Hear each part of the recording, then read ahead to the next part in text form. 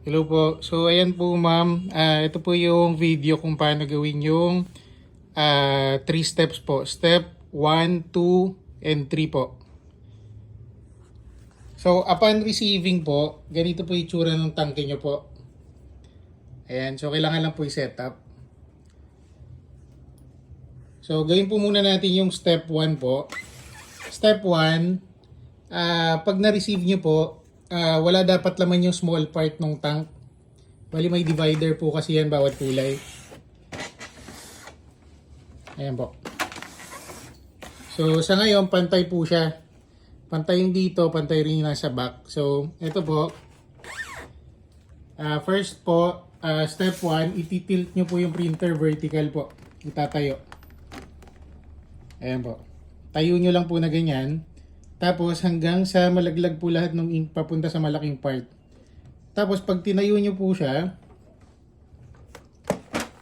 ayan po, makikita nyo po yung lahat ng ink napunta na po sa malaking part. Yung small part po, transparent na siya. Kakaunti na lang yung natira na ink.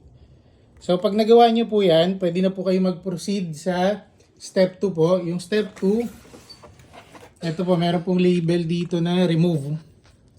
So yan po, remove nyo lang po yan.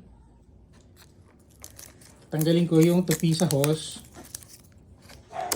Ayan, make sure po pagka tupi nyo, straight na yung hose, hindi na po nakatupi. Ayan, tapos pagkatapos po step 2, step 3 naman po.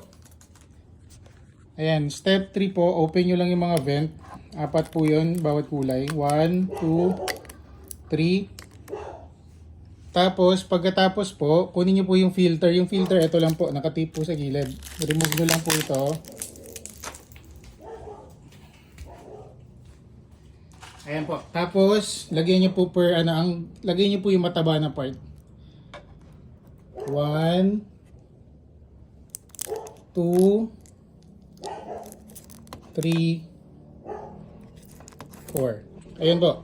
Pagka nalagyan nyo na po yung mga filters, pwede nyo na po install sa computer nyo yung driver.